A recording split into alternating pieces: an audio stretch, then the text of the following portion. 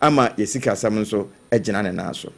wo sansam kronemu no ana Ghana mampanini His Excellency Yewra John Dramani Mahama edina no disem etumu biewa wo kire mu se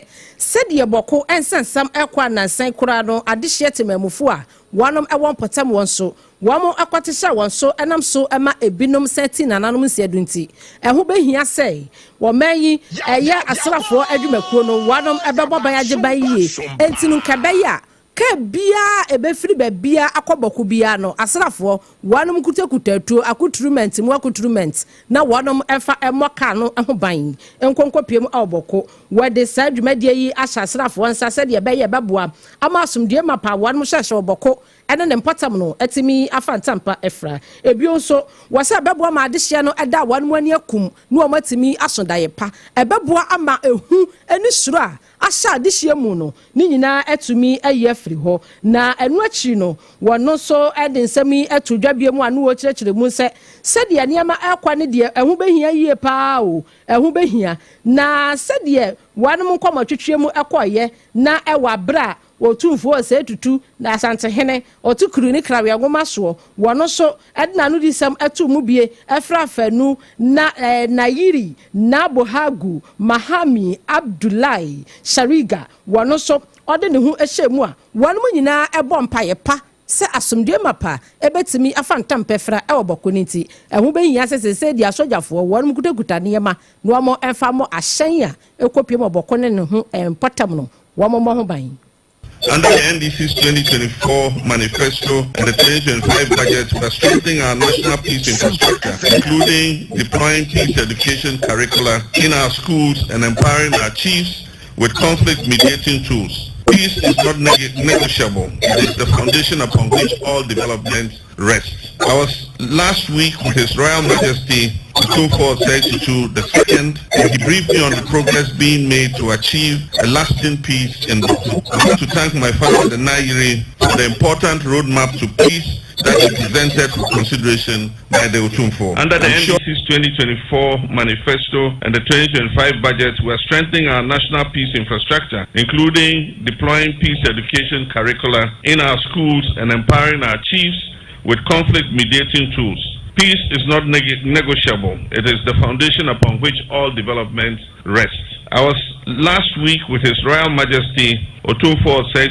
the second, and he briefed me on the progress being made to achieve a lasting peace in Boku. I want to thank my father, the Nairi, for the important roadmap to peace that he presented for consideration by the Otumfuo. I'm sure the traditional solutions we are seeking to the Boku crisis will offer us the opportunity for a sustainable peace very soon. Meanwhile, as Commander-in-Chief, I have instructed the armed forces to provide armed escort and protection to all vehicles traveling within the Boku area, along the Boku Pulmakum-Bolgatanga corridor, and also along the Walwali-Bolgatanga corridor. Under the NDC's 2024 Openia wakasa yeyi eya Ghana mampanini His Excellency Yewra John Dramani Mahama eno wadina no disam fa Boku nsensemu etudwa no ntisese ni de asojafo ena afei wanom ambo ban agiban yeye wanom be kwa eniema na kyerese eka bia be wakopiem Boku no wanom so etimi aboho ban na yisuro ni hu afri adehye mu na ambo amasomdu ayepe no etimi agirabenane ene mede wura mu chifu atemo kwa abato mpesua no so eho na honorable David T.D. Vondi wono ene yemra se bedwani na bra asuafo a wono wo basic school womugusu etwere wono so hwe no ene bedum aboa wo madi wanim ama watimi akosuku ntoaso senior high school no wode nsrahwe no ekokopie school so ahodo no na eho no wo kasa no wachese no kwasem ni ade bi oho a wote ho a etwa ne nsuru mu pa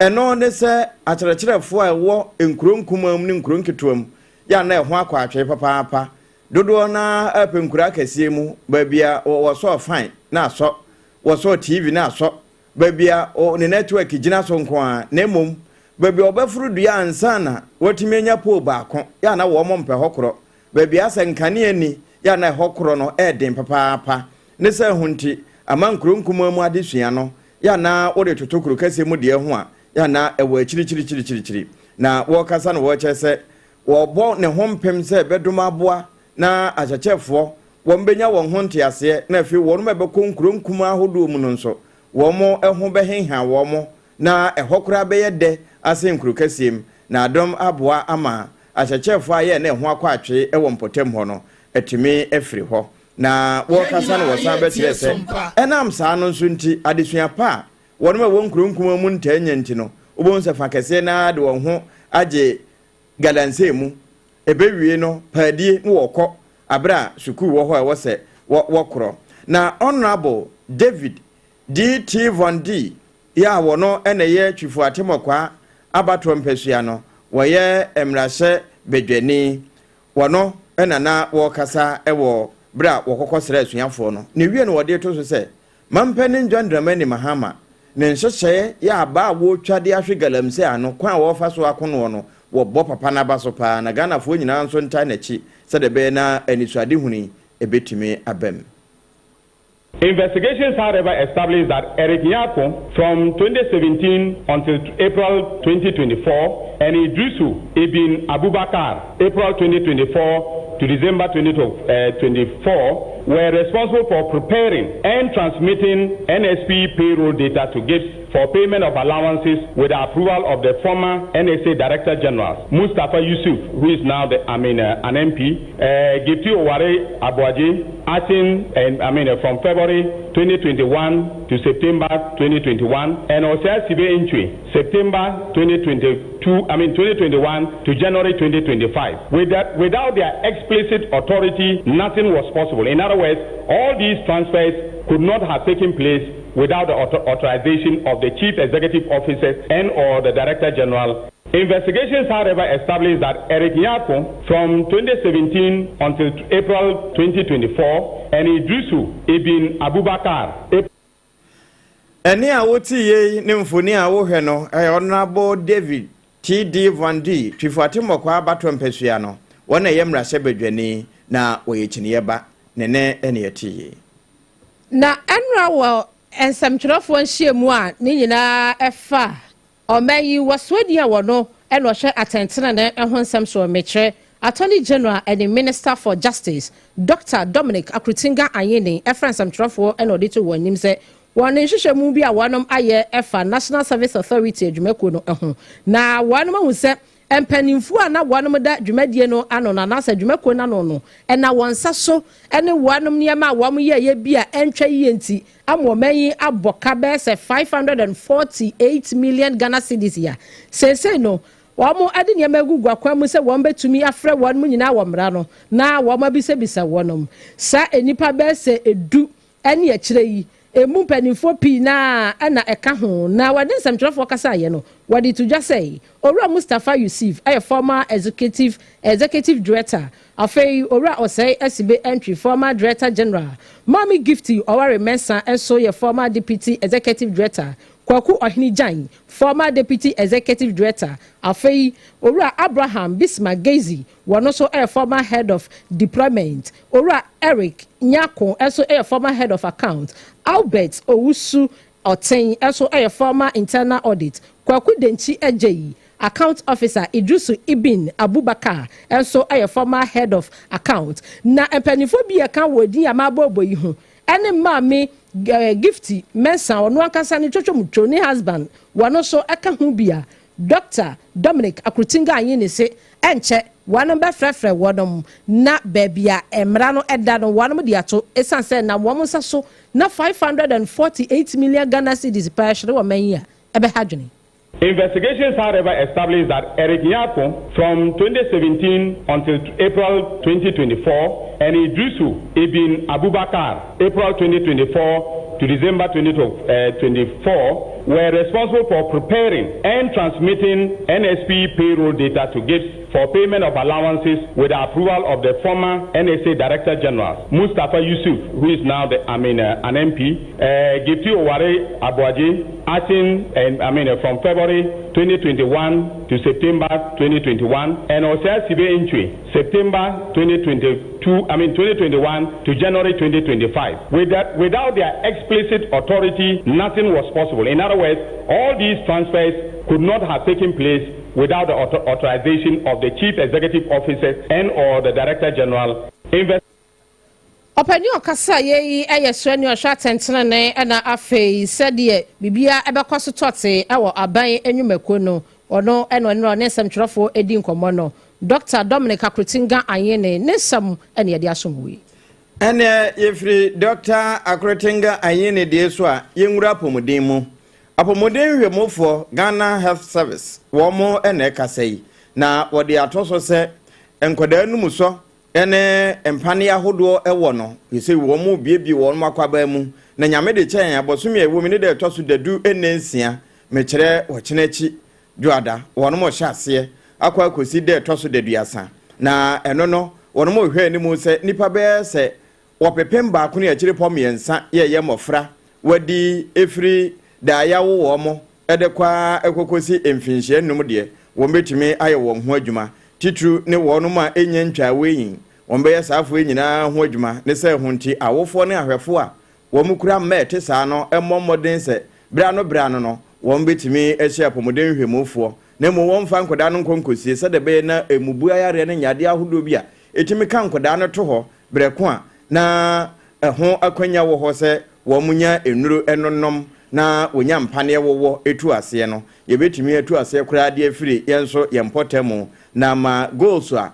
eda yenimu aye hwehwe no yetimi adresa abotae no ho na sansemi no program manager ya wono na expanded program on immunization wodano Dr. Salom Kutuate wono ene de etudwa sompansa ntwerofo nso ye boso amayetiefo Ebusuya ye kai usana na KJC no si abremu kase ne edi sumwe sanse wono na yense chiaba edi amaya no painti upadansie ne mapapa pa eho ne yekamfo de amawo wunya so da yesi wo besi dan aye dan wura aye fie wura na odo de manyina akọ na one watena se ne wabo anchansen ayo wura cement ahodo upe na do ansate akwa baako ekosi infinity ni nyina ebi wo ho no na KJC company limited wanom ebeboa na niema no eche ne bo nso eda fam kumase ne nkran yato nkrabata no apete na adwuma son ya wo bonti sentio sti wanom abona abaso bobebre na empanimfo ani ntini achocho wuro ene enwumaku akese wanom de ama no ubetumi afre 0204 355 040 secure sanitary pad nso so ba bosomeso a obemmo wo mo na memo yenya menopause yidie ye bemmo akosisi ye benya menopause eye secure sanitary pad entino said ye tie minti ene pe okwati na ewom no ba ebo pa o ebo feel comfortable pa na said ye ne tenten ne kase nso e man pepemfa ho wo bo a no bibia se ubo brimbrimbia o kumase ne mpotemu na ope secure sanitary pad no bi etua mama excellent cosmetics na obehu 0243 862 158 wanom adamenti ye chaye hutewu na yaje aboafo nkratoi abasisia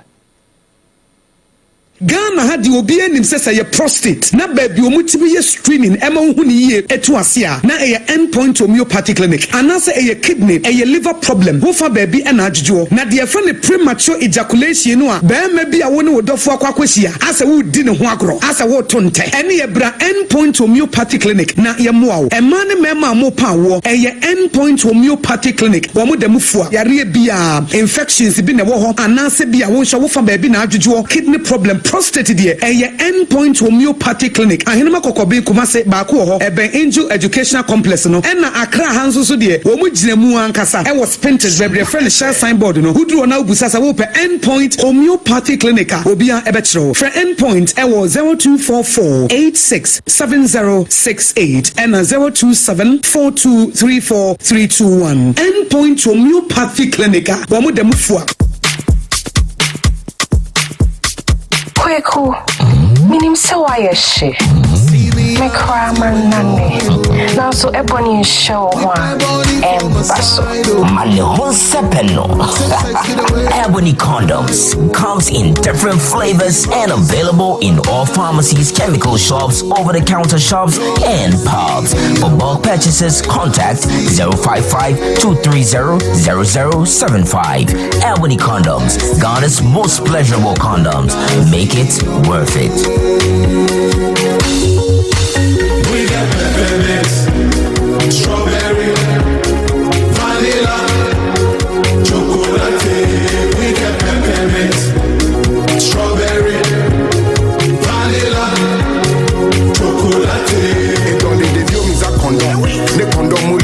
is not on, but double dose got as a condom. Hey, middle. Edrano pa wutimi to boase. Echichiwusi o. Do. Na so ni se me the Yas toothpaste and the brush and the twitwimesima me nya homka. Senti na ye Boku yi. Na me die me all-time favorite. Yas herbal toothpaste and the brush. Aboa me ama sesei. Me no nso a enwunu anasa de ehia. Me se fimfim me biem. Na wo hwasa me se aye fita sesrecha homa. Na eti brightens. Yas whitening toothpaste and then the brush and then me do shimmy. Until I was seeing fee. Na Yas total care gel toothpaste and then the brush ni dear. Ebo was some who buy. Demu ni nyina. Emma wo numu ye sham. Oh yes. Enu kretrodo. Yas herbal. Yas whitening and the Yas total care gel toothpaste and then the brush. Ebuzian chamfa. Sawo pedudu tu e won kran ha. For Leicester Ghana Limited and was 050-161-9588. Leicester Ghana Limited and the Yas toothpaste mo ahodo and the brush abedwa so abeboy. Munde dinam se menya foreign call. Hello papa, what do be a new? Se me feel London echo US. Na no crowd who cry from me mama nia. Na papa mo what to say. Awurade aduma haboko. Na ko jejesi echo basem penemo. De woton adanse ho niam no so. Wo hye ho de. Oh, wo hye ho. Echo ba, me si wo boduma kra sre kane no a. Na wo do US won so man for bondin sa na. Hey papa, US hakura de. Na ko jejesi company limited agi ba bia. Wo Holland, Germany, France, Italy, London, Canada. Eba adanse ho niam dia. Obia se na ko jejesi company limited. Na matese wo bi depo kesie bi e wo kasoa. E ho na wo bia koto adanse ho niam. Na eye no kura papa. Oh, eye no kura pa. A police station in Chenhwa. Hey, akuo ba sempre mo no. Onye mereda. Hwe, we kura no miensa mua e no bia nfoforo ya o. Ba ko abu akwase paase kumase. E ba ko so pokua se nkran ha. Obia se na kodwojasi eye bemaba e wa dansi mu. Wato cement, iron rods, banding wires, and adua plywood and just said about dance wo. Te se bibia e de hye e dansi ase de ko wie. Depo no nyina nso eye tufo bo. Wo du ka mu a, wo kodwa free. Akra wo yi ka so depo. Ene pokua se de no kra to nchen a. Wo sa wo bu Akoteman, Tantra Hill, Iron City, Amanfrom. Wo sa bie depo kese so e wo Koshiman. Kumase sepase depo no kra da nchen a. Ebi so magazine road, head office no. Wo bie depo kese so e wo da de ntam. Edwesu Accra Road, from opposite Alaji Celia, and Papa Meboshen, Tanoso, Breman, and Amanfrom. Numbers of man for the fray 0244 313 752 and 0244 41 93 93. Nana Kujesi Company Limited. Hey, a Kuabas in Primono.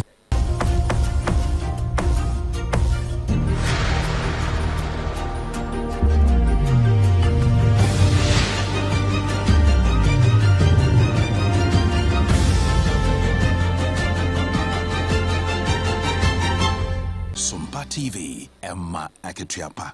Ebusia sompa de Emma papa na yeto asam no eso e wansam foforo mo dia ma no payia. Wati krudi krawe ngoma so eyotumfo se tutu ababio asante hene no na ebra oswani a wono ene wo hwe yengoma sua ho nsam so ekokosra no ewo na kache no eye mensia palace no one ne twetwe nkomo na ne sanka yemu no ena otumfo ede atodwa a wakire mu se obeka kire Ghana adehie nyina enkaka mabu no wose ekuaye eyo enu nti ebeboa pa se obia se wo ya brantia wo ya ketesia na nyankopon dom wa hoodene a wote apopa se wote pa no usu betumi aye bibi nkakra mpodo senya sase yantam ena obenya a wodi beyafu a ene ye wankasa wo ba kia dibi no watumi aduadua mokoni atosode nkakra ohonom ni nyina beboa ma oman so economy no agina yie na nyese bibia ne ye kra no ena ya na ema oman ye ho kire yen wose afi apema hankono aduoso emienu 1972 na National Redemption Council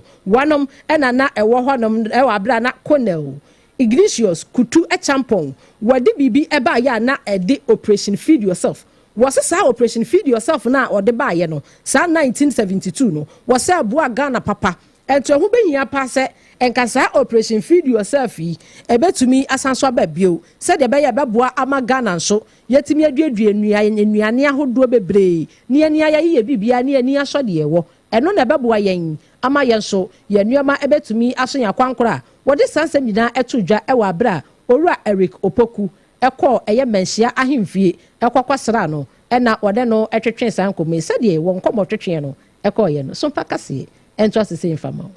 zo yura se yewo kan ɛyɛ wo sɛ sɛ te man mu a wa asase pa sase bi deɛ na ɛbɛ ka tomato ɛne gyene afro manfo fo na ɛyɛ abɔ man ɛyɛ wo sɛ just ka wo kan yi asɛ deɛ produce for that zo ɔsɛ sisi a wo so yi sɛ ayɛ hyehyɛ pa ɛne yɛ bia yɛ nɔɔma yɛ bɛti no ano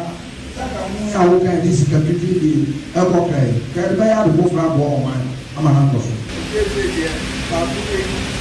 so yɛ ni de na jampo bi ba o to presi video zo o share mo bia ne de ti kura no yɛ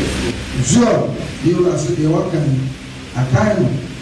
na on so so sɛ so yɛ ni bi ba ai de na jampo ai da jampo o se operation video sɛ obi anya adwuma nti obi a picture kura o aye bi kakra eboa ya so ama atete mti fa atiko zo atiko ndese o tie sa na e ye bi sa na zo no atiko efi o obi a ye bi na o dia ba ya ye boso ni o se ni na ka bo ya sa so ni ye ma na boa ni na zo enti no ampanisen tahreta mienu eka bobu an ebopeme wudua bie mi sumi dua bie no ena beboa ma o meye economy no enso atimi agina brane na ebra osuani a wono no hwage kwacha ho ensem so onanyafo Eric Opoku kwasra no eno ne no etwetwe sankomo ya wode tro SOMPA kase na enu achi no eno onanyafo Eric Opoku so akire mu se wobabua pa se de be ya emabunu kuaye no be ya akono de ama wo mo na de bia nkoye se wo mo pockete outside gentility home crime ko a eno mo di ku yan na wo mo so atumi aye kua no enkankan adesuafo nso se na free primary school akosi university ekwan bia wone na so ye no ebeboa na adwuma anase enwomesua no wanu mo wo musua ade nyina so etumi aye kua no wono so etumi aye eno so sei ena ode to SOMPA kase enim osan meze to si bi Burkina Faso sawo Burkina Faso asasi we no mo ti di bian to si bi bre ya ye fa no free Ghana na free Ghana na ni so no se ye bi kai pra no ye pese Ghana ni dia na aduaniti da ye aduane ye bia de ya enti ye wa se ye mo ho dawuru na obi biara o ngai mu a o fie bia anya garden kakra bi awo ni fie ho eye o garden bia kakra amako sani bɛ ya sawo di sike kojú ma kɔta di a ɛso bɛ ti ne nsa wɔwɔ nneɛma no bi wɔ fie ɛdada afei yɛse yɛ sukuu a ɛwɔ Ghana ha nyinaa no sukuu biara nya garden eti free primary school JHS secondary school G2 secondary school fee di ibi bɛ wɔn nyɛ aduane yi wɔn sɛ ne sɛ ɛto si fi Burkina Faso sawo Burkina. enti no sɛdeɛ sukuufoɔ nyina da de suafoɔ from primary kwasi ɛyɛ suapɔn university no wanum so betimi aduadua bie onanyafo Eric Opoku anene soani a wo hye agriculture ho nsem so manhia ene okotwetwe sankomo yi ene ma memfa nko abetifi emrase badwani a wo ho Dr. Brian Champon ono anso na Rock City Hotel wono ene kofa bai na pani yakasa de afutuo mapa akwa ama wosono kokroko amanyuku emumba panimfo edi kosi enkuma mu grassroots fo nyina aboboa no ene wo chese bra aduru no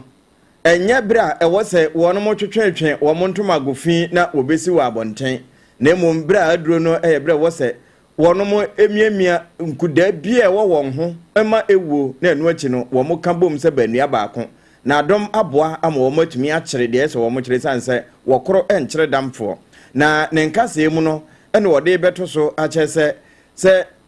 aboa no ebepra ya na efiriniti ne se honti empanimfo ada amanyoko na no wo mo nka won homom na wo mo nyina anya nokoro yemfa adwen koro akomakoro nante eno achi no won mo hwese won mo ewase nyina nso won bedi saasa no so na adom aboa ama wo man Ghana sabre fifibra ne a ete no ne nusu a wo tie edi firi ne amanyoko nsam no wo so na obetimi agye wono na ne nam so na wo kyenso amanse nyina nya bie no atimi aba abeje na Ghana fo ahoto atimi aba na enu betimi aba mu a ene na wo se wono mo nkasaye wono mo hwe ne ye wode won tete pa ne ye adwuma na afi nkabo mu nso wo ma eye adwuma na wo sanso enyini wo kasa mu adwene mu ene bibia mu na no ene bema se de won pese wo sanso sa amanyuku ne ye no wo matumi ahyehyɛ na sɛ wo nneɛma hwie gu a ɛna yɛ ahunu ne hyehyɛ ne sɛ hunti wɔno mu a apɔtwe biara wo mo ho ɛne yɛ ayɛ bia hyehyɛ wo mu no wo mo adwobrɛmra na wo mo nyinaa anya baako na wɔsono no ɛmfa ne tampa ɛmfira Abusia yebetrapo akwakopie mo ewo obiman so ena no ya wadadon ena yenya nante se ewiemhye bi a eno no eye Indian plane na eno no efri Amidabab na wadom eche se e take off be se minute no be se ensia so be se simatata no be se ni tata be se duosia enti be 1 minute pe na wanu ya ne se eba fom a eba no na omo ntiase se bia pilot na bia wasanso abesi no se se we de unya no runway wasanka wusie wo mu ya sa be redan bim amenam so ma enipa be se ahanu ene aduanan emienu 242 ena wanum eti nananom ensiedo eyare hosem na sa 242 ni nyina no mu chem so mu nyina ewo airplane nim na enipa nwatwe bi anu omo do omo asase so a wo mo gidi se no omo hyehye dan nim no wo mo so eti nananom se do anu so ye nipa nwatwe na enam so ama empanyufo a wonom ewo India a wo mo ewo aircraft accident investigation bureau no wonom pani a woda wano eye Ram Mohan Naidu Kinjarapu wono so ade ababa beto dwa kire mu se de wo mo hwehwe mu tie no e wo se wo mo di kanya bibi a ye frɛ no black box e wo airplane nim na se de nyankopon adom wo mo nsa kasa black box no na wo mo kire mu se airplane bi a na se wiemhyen bi a e wo black box mienu na sa black box mienu no baako e record sound se de beboa ema eye panifo a wo mo ewo engine room a wo mo monitor airplane baabi endam na wo mo twa wiemhyen ne so wo mo komo a wo mo die wo mbete se bia pull high pull down ni nyina wo betumi ate ase na wo matimi aboa wonom ena baako so eboa ema se de bibia bekoso ewo airplane ni mu bia no eno so record enti na ho behia se wo mbehwe sa black box yi enti se ni de wo mabɔ amane se wo mo nsa kan black box no na ebre wo mo ne nsɛmtwerɛfo atwetwe nkomo no ene wo mo kyerɛ mu sei enipa bɛsɛ aha ane aduosia enkono eye India fo ana afei 53 so every Britain emu enson me kyerɛ 7 every Portuguese wo mo ye Portuguese na enipa baako eye Canada ni na won mu kyerɛkyerɛ mu ano ana wo mo kyerɛ mu sɛ sɛdeɛ wo mo nsa ka black box yi na wo mo ahyɛ wo mo hwehwɛ mu asinti ɛbɛboa mo hu adekodie pɔte nam so ɛma wiemhyɛn etu eni tete bɛ sɛ duosia na etimi sa bɛhwe dan ni mu no na mo hu sɛ bia ne ntaban no na wan tretre mu yio sɛdeɛ yo san sɛ yɛ yemfu bi da no yenim sɛ ne ntaban no wanyi ni yie nes wantimi amfra yi a enu no betimi anam so ema wasan so ate aba fam no aba be hwe fam a no be hwe dan so ebi okọ mo kadua so ne ade a na enu achi no ampanifo akire mu sei se nipa ahanu aduanan emienu 242 yi wanom anya ebusuafo a wo mo eye be se nipa be enwotwe abusua timi be identify wo mo ese we die eye busuafo na wo mo aka ne de ehu behia se wo bibia da wususu se wo de hye efo sa airplane no wo beba no maye DNA esanse se de bodies no aye no wo mo ntimi identify nti Facebook no so hwe se de aeroplane pa tetia pansam a egu ho no abusua areho enti no wo mo kire mu se gise abusuafo ni nyina ba na wo mo be ye DNA no mo sa asemasi anaso benten ne de hye ni anase ni ananese ananeba enie eno so de firi oba ne nyina Yesu na kejesi no sia bremu kase a yade sum free SOMPA 106.5 no yemu ni kom sen epen afei no aso wafidi a ensem a yade sum ena no pay ebi ene se Eastern Corridor Roads Mampanin John Dramani Mahama edi atudwa se big push agenda ntino wo sesa adwuma no wo wie na akobadie ayefo wo mayim Asante hene watumfo wa se tutu ababio edi ato Ghana mabuno nyina anim se munye kua na munya se mo pocket ye no na outside gentility edi home cry enenam Dr. Salom Kutuache wono eneye program manager edida expanded program on immunization ano what the atudwa se bosumi de tosu de du ne nsen kosi ne dadu asanso no enkoda num so se de be na emubu ayade enye wonom no wo mo de ba nti owofo momma ememo. Attorney General Dominic Kakrutinga yini ese enipa be se dubako wo hwe wo na National Service Authority no sika bia wo mususu se wo na mo nsa so ama me ya boka 548 million Ghana cedis no wo ma hwehwem. We ni nuanom na no pay na nakwadwogesi company limited eso yasene ya to ne din se kejesi kasebo ye de to awo secure sanitary pad eno ne ahoteta mo a wo ba wo gina ne nsebuo ebre so no eyema no eno na betimi dia che no ne ntaba no wo wa na ebetimi aso ne ye na ewo menta etimi ebo no nkomo no ho ban na enu achi ema ahemfie etie se entini yare brebo yare saamu yare ana awutwa mu yade eto betimi atwa na watimi de wonsa so bo se am free ya ene wo kumase a kan hofo ni kire kronoma bo hia Angel Educational Complex nchen ho Endpoint Homeopathic Clinic afi wo nkran ya ene na shell signboard spenters okwan so eho na wonsa ebeka won kan hokọ na yenye hwehwemu physio no wono monye massaging wonye biribia ensemi fa SOMPA 106.5 FM nkran no esetwa no ho efa Santemaji atum SOMPA 93.1 kumase ayiko 100.9 asantema mu ho a afi Ibrahim Kuro sunyaye na ewo night market ho alaji be kwa na bro sanum 98.9 many masasa paso do mahinkro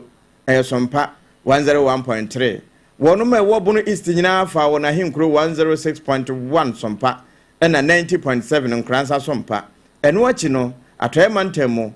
SOMPA 101.1 takwade no na afi 103.3 eno ye takrade Adamfo pa radio France Abrochimamu Paris wono mo nso fa yen ene oko app no so na nya bo SOMPA pe won se kan yen ne kasa fidia yen kurabata bebre na yen so bi ansana ye pagya yen ho na ni nyina emu no ba bia FM stations akentra wano wono ehon so won sabe kan SOMPA FM na www.sompaonline.com enseme nyina yaboa no akoto abenya bia kenkan Facebook ye SOMPA 106.5 FM Accra na anopei yedi wusie no yanko Facebook messages no so na wonso odia ba no yenhwe bi mra adepa ebi de wani ma yenkwe entina ne yenhwe yenuanom a wo motimi edwan ne yen e Facebook no so na yenfa wo mo so messages no enfa ensom adehye kakra said ye wo mo etimi abo mo homodin ye pa Facebook fo yada mo nyina ma se papa nyansam ketwa mo aba be kan ye ho ama nonsia bremu kase ya yatudi na kejesi nonsia bremu kase no etumi akoyie papa enye asam ketwa na said ye odiola Israel wa ha no wabema ye good morning and well done mo yada se piaga so eba no pay wabema ye good morning inshiraba omale di Fabregas inshiraba omale di Fabregas was Saturday games Betway not just our party say to say wo yomo yada se papa wumbe Samuel osi good job SOMPA yada mo nyina mo ase mo amoba ye na mutimi di message bebre na kwa hyehro no yada mo ase papa ene no pay apesemaka mote yen kamya bebe SOMPA no si abrem kase esomo mimi dini abena badu adepa kofi menembra triple A mine ejapia apamdada alaji abobare siateka